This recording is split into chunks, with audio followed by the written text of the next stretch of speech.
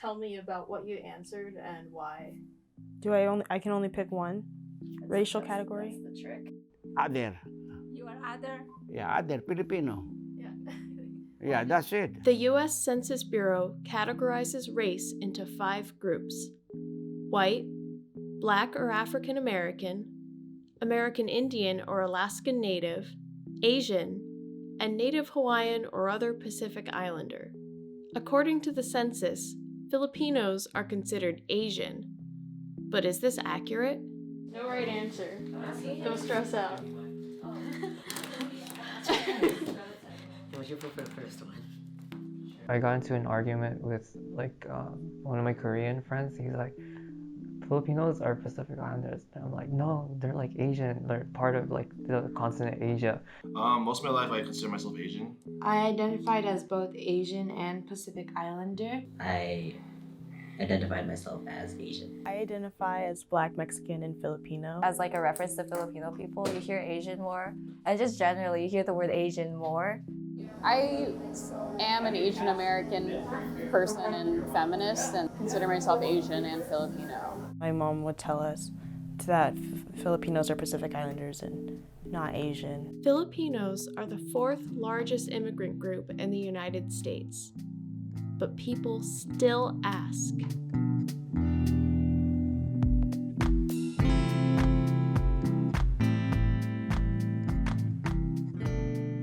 I think that's an experience that a lot of Filipinos share is folks always have a hard time trying to box us in. Filipinos don't have a particular look, right? So a lot of Filipinos have the experience of being mistaken for something else. When I was working, my office mate may say, Domingo, are you a Filipino? You look like a Latino. I don't have flat nose. I don't have high cheekbones. But I'm short. So I don't really like to assume the ethnicity of other people, because everyone usually just thinks I'm anything but Filipino. They'll literally go through like every single country in Asia except for like India and the Philippines. I've always been confused with being half Filipino and half Hispanic or half Latino. I've been called like Mexican or like Vietnamese and stuff. A lot of people default to like Chinese because like that's the only Asian they know. Chinese, Japanese, Thai, Latinx, like not knowing at all. All the time I get asked, like, what are you? Like, you know, people assume different things and then they find out that I'm the other 2 things they didn't know that I was. And they're like, oh my God, wait, so what are you exactly? Yeah, I don't know if there is a Filipino American like identity. I don't know if I have that Filipino American identity.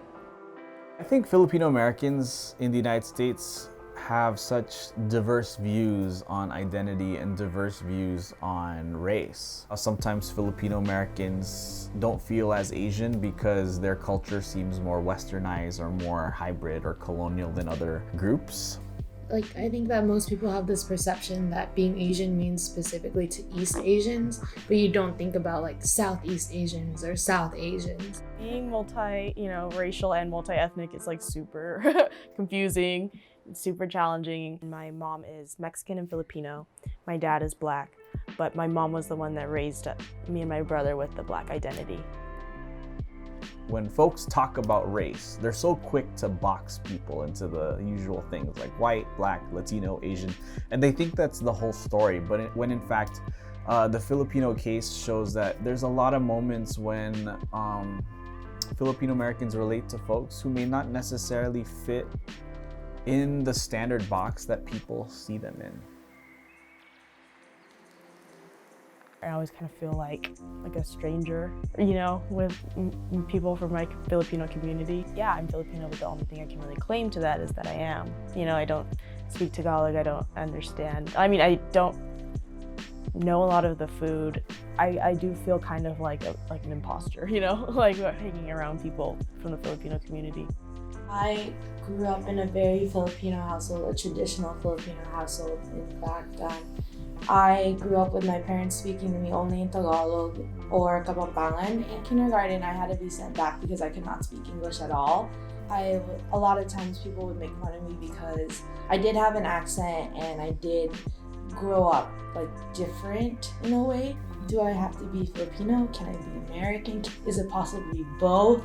There was that identity crisis for me. Growing up, I could tell that my parents were trying to keep like the Filipino culture going in my life. Or like, for example, like they would always talk to me in Kapampangan, but like I always responded in English.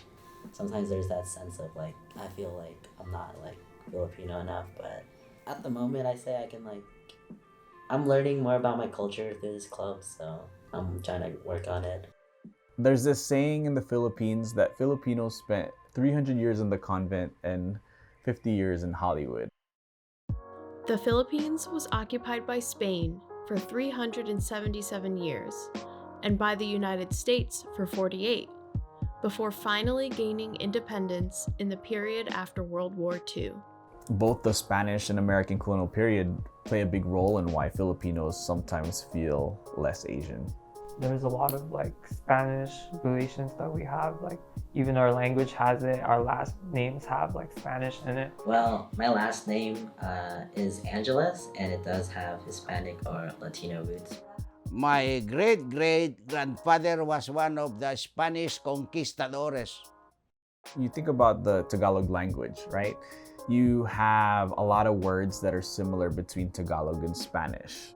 There's a strong influence of the Catholic Church in the Philippines. And so when you look at the religious landscape of the Philippines, it looks very similar to countries in Latin America where 80+% of the population is Roman Catholic. But do Filipino Americans consider themselves Hispanic or Latino? I said no, because I am not a Hispanic, I am not a Spaniard, I am not a Latino, a Mexican or a Guatemalan or a Brazilian. Filipino is a unique identity. I do not consider myself Hispanic or Latino.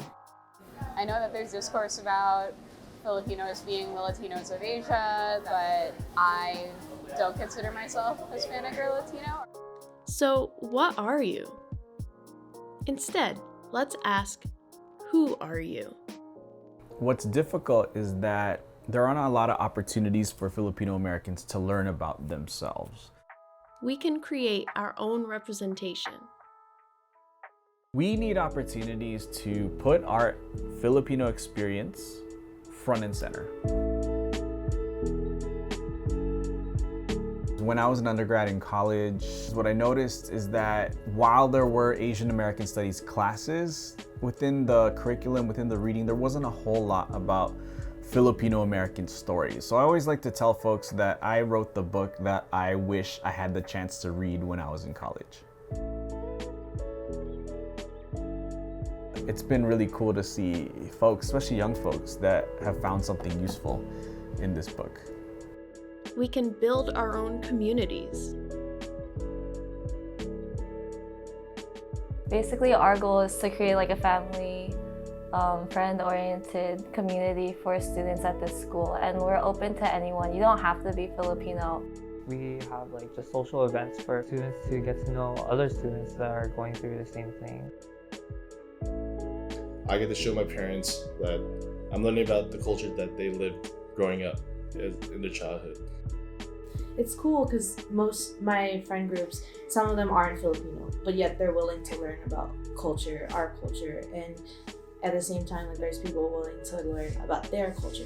So there is this cultural exchange happening as well. So just in general, like every like other minority group on campus are trying to kind of like be in solidarity with and connect with. I consider the friends in the club not as friends but as family. It was that sort of like welcoming aspect that was like where I could feel like I could be myself around them is what made me kind of join WorkCon. We can educate those around us. Basically, I'm known to people as a social justice, intersectional feminist. Call Me They started as a Facebook page, and I created it as a place to basically post my political rants. I think it really like lit a fire under me to speak out as a queer person, as a non-binary person, as a Filipino person, as a child of immigrants. I think like the heart of what I do is educating. We can engage with our own identities. My professor, and she always calls me beautifully blended. So that's helps me, you know, kind of come to terms with like which third of me is Mexican? Like, you know, is it this arm? Like, it's not, like it's all in me. I want to go to the Philippines. I'd like to learn, you know, the language. What I heard is similar to Spanish. I want to learn, you know, recipes and things like that. Yeah, it's a little inaccessible, you know, but now I have to like consciously make the effort. It's not something around me. We can tell our stories. I was a teacher. I graduated from the Ateneo de Zamboanga. English education as my area of concentration. And although I love teaching and I enjoy teaching, I decided to come to America because I was the only one left in the Philippines. I don't have any brother or sister left behind. Everybody was here. America is my home. I am an American now. We are all unique. It's okay to not see exactly what you're going through represented, because like your journey is your journey, and like no one can tell you that like your journey is wrong. But we're also connected. It is like my culture. So for me to have that sense of like community, that I have people I can relate with, it makes me feel safer that like I'm not on my own in this like journey kind of. I'm proud of being a Filipino because there is no Filipino that you can call a blue-blooded Filipino. We are just like a tree with many, many branches. And our roots are deeply embedded on the bowels of the earth. But we sprang from one big tree with many branches. I am a branch.